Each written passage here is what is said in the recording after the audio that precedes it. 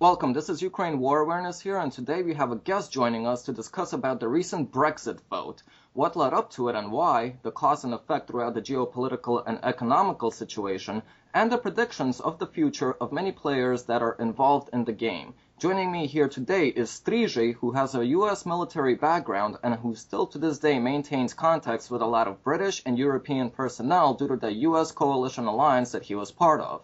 Now, Strizhi, why don't you tell the viewers a short military background history about what you've encountered through your career? I know that you were an Abrams tanker. That is correct, yes. So first things first, I wanted to say thank you for bringing me aboard your show. So it's an honor to be here. I once again do want to say thank you for that.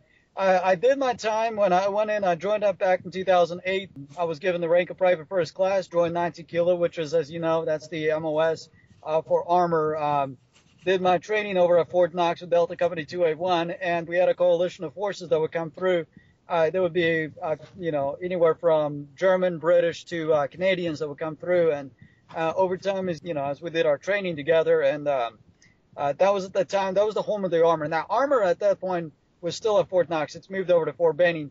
But in the meantime, as I was, getting across some of these, I stayed in touch over the years. In fact, there was one that's completely retired, and we'll kind of, talk about some of his things on our topic later. But it was an honor to be part of it. We did a lot of training. And you encountered a lot of NATO member states personnel, right? Oh, yeah. Oh, yes. And here's something interesting about NATO, is that even though here I was in the U.S. Army, if I came across, say, a captain, I was a private first class, I was forced to salute him. So here you got different nationalities, didn't have to answer to them, but yes, we did still have to salute. So it's like I said, you get to meet different guys from different field of operations, and they would come through Fort Knox.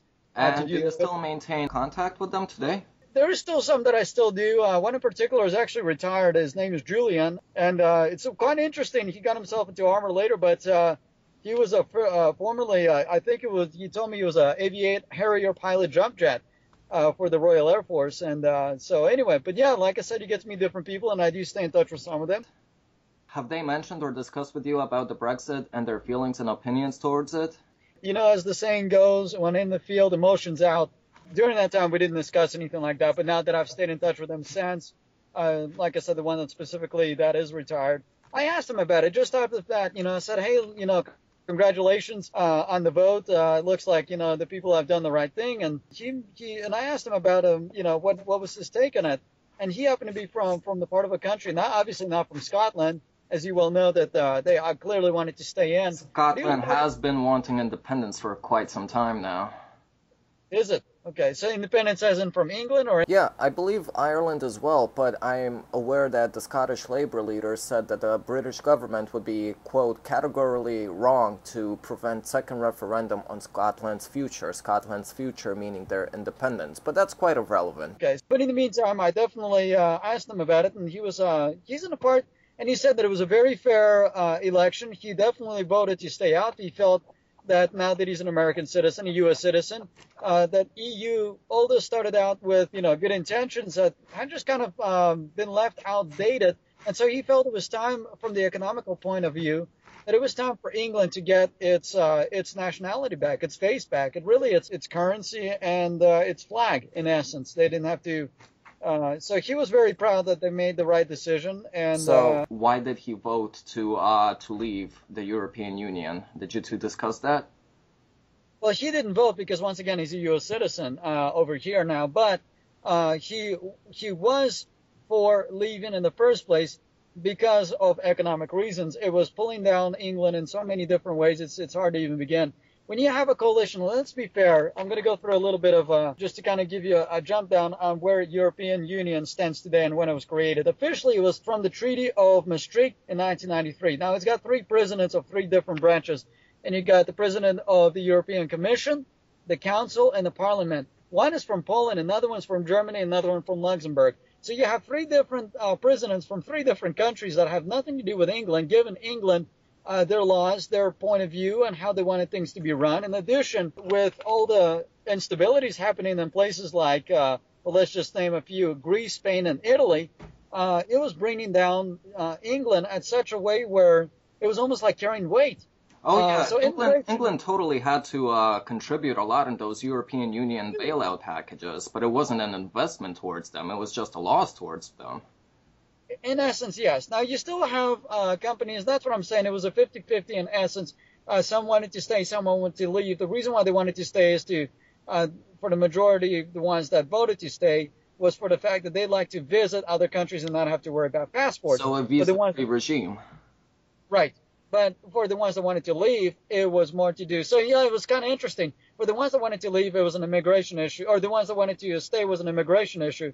For the ones that wanted to leave was an economical issue, if you want to put it that way. To be So frank. the ones that want to leave is completely for economic independence. The ones that want to stay, immigrational. But with Britain, they have the least immigrational problems, and that includes the migrant crisis and in terms of visa-free regime. I mean, since they're out of the European Union, that doesn't mean that it's any harder for the people to reach a European state now, is it?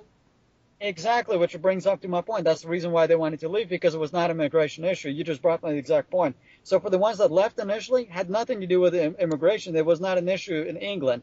They left because of economical reasons. Once again, they were being boiled down. If you look at the overall European debt, I mean, it's embarrassingly, it's actually higher. If everybody were to pay that off, and just look at their, what everybody's bank accounts would look like, it would be negative in numbers. They're almost in the same crisis the United States is, and they're working on trying to build new aircraft carriers and whole new military bases and try to upkeep NATO and all the other, different wars that they're, obviously forced to go into under the pretext of EU and NATO and partnership and coalition.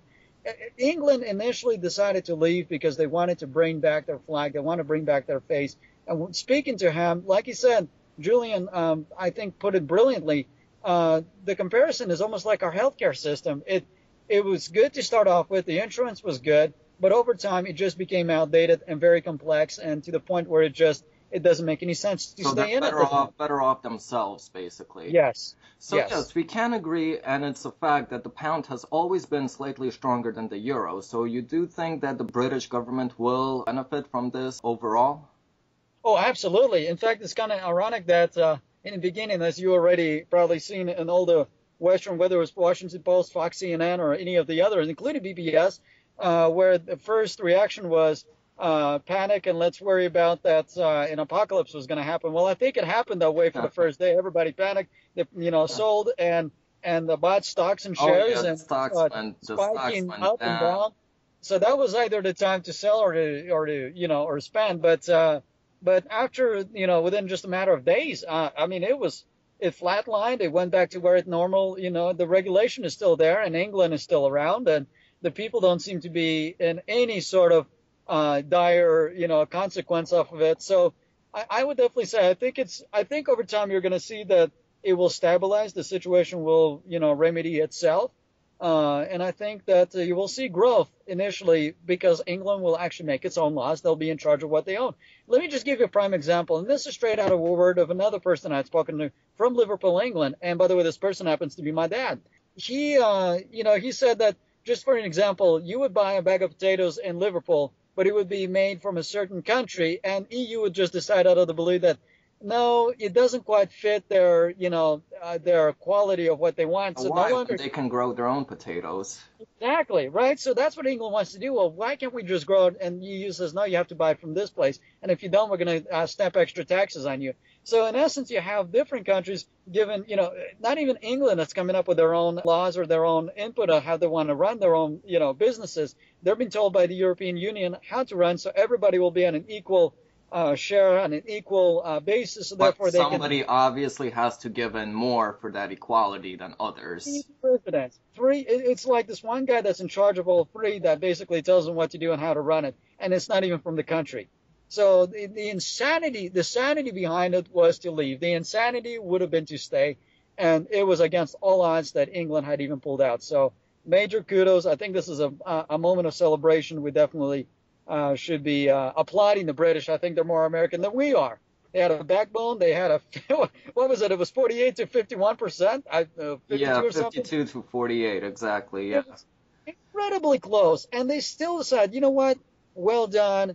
drink coffee hearties, and let's move along. And they did, and what an incredible feat that Well, is. they are trying to appeal it, actually. The European Union is trying their best with their lawyers to make Britain stay.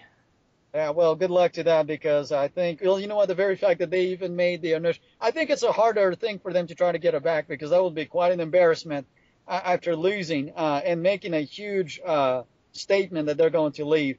Um, Regardless, whatever they're going to try to do, I think at this point it's gone. It's gone forever. It's gone for good. It's going to, they see, they have 2 years before they can officially leave. So the 2 years they're going to play around and do whatever they want. But it is official. It's time to pull that Article 50 and make it happen. Right, So. right. All right, so we talked about the situation and how it happened. Now let's talk about the future and what cause and effect this might have. Now you mentioned the Washington Post, and I'm sure in your military career you were also briefed about public relations a lot. So Washington Post posted an article along with some other media sources that for quite some time, basically, we know that Prime Minister of Britain, David Cameron, was trying to secure better relations and trade with China. According to articles such as from the Washington Post, as they referred to as, quote, China losing their best friend in terms of David Cameron stepping down.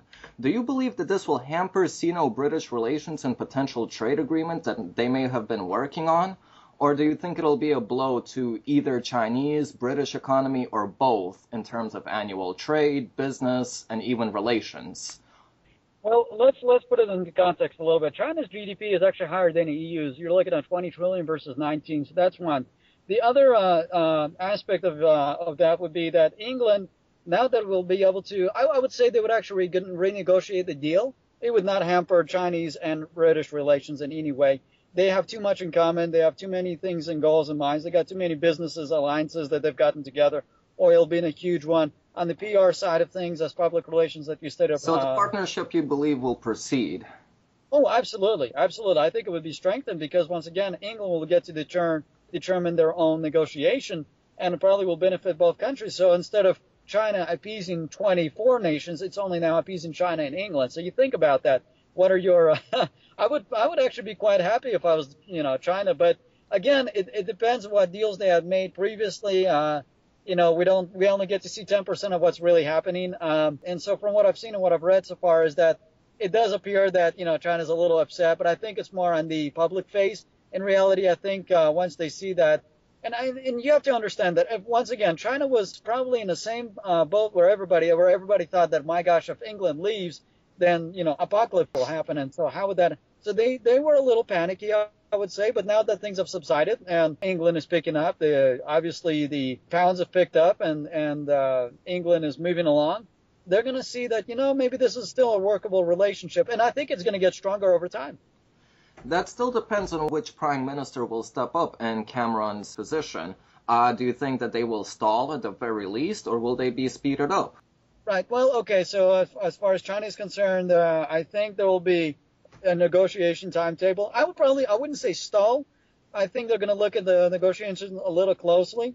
Not to mention that there's still a 2-year process. So while China and England and EU are working their deals out, it's going to be a three-way, 2-year tango that's going to ensue. But within those 2 years, they might sign as much deals as they possibly can and force each other into contracts for the new prime minister. That goes for almost anybody that's going to be working with England from here on out. So yes, England have made a huge blow to EU. EU is going to learn from its mistakes, maybe going to remedy, but China is also learning from it, and we'll just see what happens. So I don't want to make any predictions, but I think it would be in Chinese and British interest to cooperate and strengthen their relations on a national level, not on an organizational at this point. Right. That's a valid point. Now, you mentioned that this is a blow to the European Union. Now, so here's a question. Now, we know that the poorer countries in Eastern Europe that are part of the European Union or other countries have signed a free trade association agreement with the EU. This includes Moldova, Ukraine, and even Georgia. What do you think is coming for these nations that had large-scale protests throughout all of them and even leading up to a civil war in Ukraine about this? Is it a blow to the people and the governments of those nations, or will they benefit from this, or nothing will change?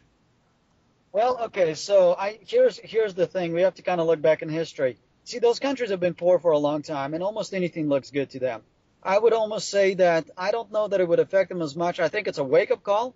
they're going to look closer, a little harder on who they're going to want to put their bets in their future and their history. I mean, you think about how many generations are going to be impacted. This is not a light decision. I think people were quicker paced to join NATO and EU before England, leaving. But now, with England leaving, which is a huge, one of the founding, I wouldn't say it was the founding father. In fact, there were 6 League of Nations and that wasn't one of them. But I would say that those countries that you would consider maybe poor, maybe are on their way to try to remedy their economy back up, they're going to look a little closely into the EU. They want to see that EU is still a functioning unity. And here's the honest truth. Since it is a wake-up call, it's going to be a sober effect for everybody. It doesn't matter if you're poor, rich, so what do or you middle mean by class. what do you mean exactly by the wake-up call? Do you mean that the European Union will be less attractive to those nations such as Ukraine and Moldova? Will they be striving for more independent economical unions or agreements or further themselves from the European Union? Well, let me just put it to you this way. I'll answer you with a question. Is it appealing from France, Italy, Greece, and Spain to stay in the European Union after what just happened and dealing with and taking more burden and continuing in their debt? They will have to clean up a mess from this, but with their finances, but that depends on their policies. So when a system gets shaken down like this and you have somebody that's a huge integral part, it doesn't matter if they're official or not. Everybody knows that when England joined, it was a major GDP asset. It was on so many levels. It was an incredible task. It was an incredible feat. But over time, it became corrupt. It got corroded inside out, and the people made a voice for it. And you know what? They made the right decision, or what we feel, at least on our point of view, is the right decision. But the people made the decision, and England has stood behind them and said, yes, we will leave. So I wouldn't say so much that it would not be appealing for anybody else to join, but I think it would be something you would think a little harder about joining rather than just saying, oh, yeah, we'd like to be part of a Nobel Peace Prize winning 2012 European Union and look at their GDP and look at all they're going to see that, that dark stain, which is England leaving. As far as European Union is concerned, they feel that this is a dark mark, or a dark path in their history for now, but it's not the end of the world. They just got to clean their act. Once they do, I think the face will be up. But right now, it is a wake-up call for everybody. I don't think anybody's up in arms to join them quite right now. I think, if anything, they're just waiting and seeing, and that's what we're seeing right now. So what about countries like Serbia? Serbia, as we all know, they want to have strong ties in all spheres, development, economical, military spheres with Russia. But at the same time, they have been trying really hard over the last decade to have the prerequisites to join the European Union, such as capturing war criminals from the Yugoslav wars, from the Bosnian wars. Do you think that Serbia will continue to strive for the European Union? Or do you even think that the European Union will try to make it easier for the joining process for countries like Serbia? I think it's not just for the countries of Serbia. I think with the cleanup act of European Union, once again, they're going to learn from their lessons. They're going to try to make it more appealing for others to join for sure, and that might make it very well much easier to do so. So let's not underestimate that. But on the other hand, as far as Serbia, it seems that I understand that they just lost Kosovo. And, they were at war with NATO back in 1998, 99. So they're dealing with war reparations even after 10 years. And so to appease Russia, and Russia's never going to turn their back on Serbia, no matter what they decide to go with.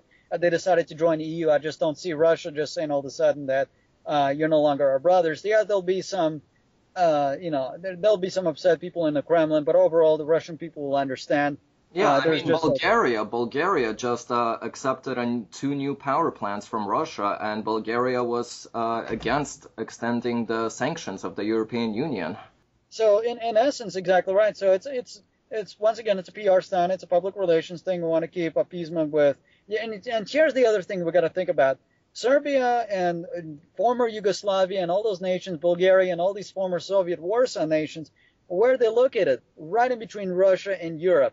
And so the best way to, to prevent, and see, they've learned, I think many of the nations have learned the hard way. If they forced and they just decide to join Russia, they end up being poor because they're, isolated from the West. If they just go with the West, they're isolated by Russia. And so it's a no-win situation for all these countries that are stuck in the middle. So in essence, you're going to see a lot of them where they're trying to appease both. and kind of become a bridge gap between the two. And this is a good decision, I think, from a governmental, from a systematical, from an organizational standpoint. It will appease obviously Russia and the Western Europeans, but also the people, because they are going to be the winners in the end. So we'll see what happens. I don't want to make any predictions, but I think that's what we're seeing. It's a PR, it's a public relations for both sides. So would you consider Turkey as part of that bridge gap? Because Turkey has recently apologized to Russia for downing their Su-24 bomber over Syria, Turkey, whatever, it's still not directly known. With Turkey's apology and the president Erdogan saying that he wants to build strong relations with Russia, this came just out of the blue. This came out of nowhere. And Turkey is interested in joining the European Union. Do you think it's because the European Union's economy failing with Britain leaving, so Turkey might suffer from this, and the South Stream project that Russia was working on delivering gas into Turkey also having an effect? Do you think that Turkey is taking precautions because of the European Union having this blowback to start maintaining relations with Russia? Or do you think Turkey is just on that bridge gap and trying to be, friendly to both sides? Oh, I think it's a little more complex than that. I think they were relatively embarrassed, and especially what was happening in light of Syria, dealing with ISIS. And not to mention that this actually came out of the blue. I'd almost want to say it coincided with the attack at the airport, if you remember. That was, about a week or two ago, where they had the blast. And last week there was, they have been having terrorist attacks throughout the month, actually. Exactly. And so So clearly, whoever they had made friends with are now turning their backs, and they're realizing that maybe it's time to be in the right side of history. Understand that Turkey has had a long history with Russia, and they also come from a very powerful empire, the Ottoman Turkish Empire. And so it's not like to say that they just want to join Russia or join EU. Those two did not have the best of relations. The Crimean War, for example. Yeah, exactly. So, but to kind of put it in modern times, in essence, it's in their interest to be friends with everybody. They're friends with the United States. They're obviously part of NATO. There's just too many things in common. And here's the thing. Russia has actually, since the downing of the jet, there have been a few cuts, whether it was in oil or certain trades. In fact, there was a major pipeline that was canceled. That has hurt Turkey. Yeah, the South Stream project. That's right. So now they're thinking twice. And, those things hurt.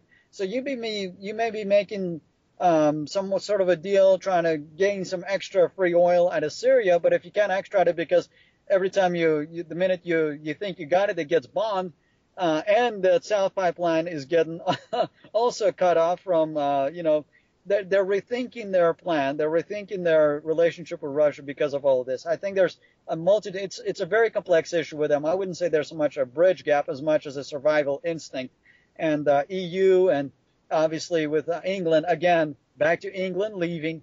EU is a little unstable right now. They're a little fearful about what's happening and what's going to be happening. And here's the other thing. Erdogan wants to hold on to power. I'm not so sure that it's quite as democratic as we like to think of Turkey being. And, he doesn't want to lose face because in light of everything that's been happening and some of the things that have come to light, I'm not going to mention because it's going to make us sound like conspiracy theories, but I don't think it's a big secret to state that he probably did some things with his family that had something to do with terrorism out there in Syria. So, that's without a doubt. That's, despite Russian sources being credible or not credible, there is a lot of evidence. Even NATO claims to have known about Erdogan making deals with moderate Turkish opposition, such as Ahrar al-Sham, but they kind of look the other way, but there's no denying that Turkey did have a large stake with terrorism in Syria and Iraq. Exactly. So listen, since we have mentioned Russia, a few weeks ago, the European Union extended sanctions against Russia for another 6 months. Now, what's different about this time is that it wasn't extended for a full year, as they usually would be. We know that despite the sanctions, British corporations, especially in the oil field, were still working with Russia, such as BP, British Petroleum, with Gazprom. Out of risk of counter-sanctions from Russia, do you think the sanctions are much less likely to be extended after the 6-month period expires? And will partnership with companies in the science and technology field begin to increase between the European Union and Russia? Okay, fair enough question. Here's what I will tell you. I think that European Union is rethinking a lot of things. This was, a huge setback. Even the president of the European Union, I think on the Commission Council, I believe it was Juncker, he made a formal statement saying that there are going to be a lot of steps that they're going to take in the right direction to rectify. I think they're going to retake their position as far as Russia is concerned. It does them no good. They've just lost a huge GDP asset. They've lost a major ally, and in light of all of it, they want to continue sanctions with somebody they should be making friends with, or at least. And it's not. I don't mean to be on a friendly relations. It's not about. It's just pure business. And so that's the way they need to look at it from that point of view. And taking orders from the United States or from a single-handed person who happens to have anti-Russian bias, it's doing them more harm than good. So I think the 6 month is a message to the Russians that we are rethinking our point of view on what we want to do. And since it's not a full year and it's just 6 months, I would not be surprised if they just decide to drop the whole thing. I think it would be in benefit for them to work. Russia is not anti-EU, and by any means, what they are is anti-corruption. They don't like the idea where other countries get to tell other countries what to do. They like to have a system where international law is persistent, where everybody has an equal say-so.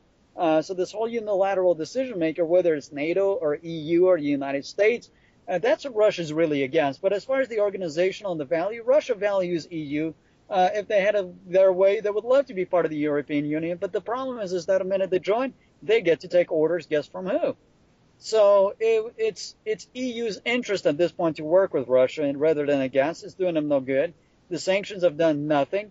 All it did was strengthen Russia's resolve, and now they've become more self-sufficient. And they're losing out on products that could be sold and are traded. And now that EU is no longer, going to be part of England, they're going to have to turn to Russia. To who's the next big breadbasket. They can't go back to England and say, would you like to join us again? They're going to say, we're done. So they have no choice except to either work with China or to work with Russia. And if you don't work with either of those, then Russia's going to go with Eurasia, and what's going to happen then? European Union is going to just fall apart. They don't want to do that. So I think they're going to really retake their position. So you said the European Union needs to actually work with Russia. So are you saying that it's completely necessary for the EU's survival to work with Russia and start partnership projects and trade, such as the reset button back in 2009? Well, I think it would be beneficial. I wouldn't say it's a survival thing. They've managed to do it without Russia for a long time. But I think it would be very beneficial for them since they've lost a big asset.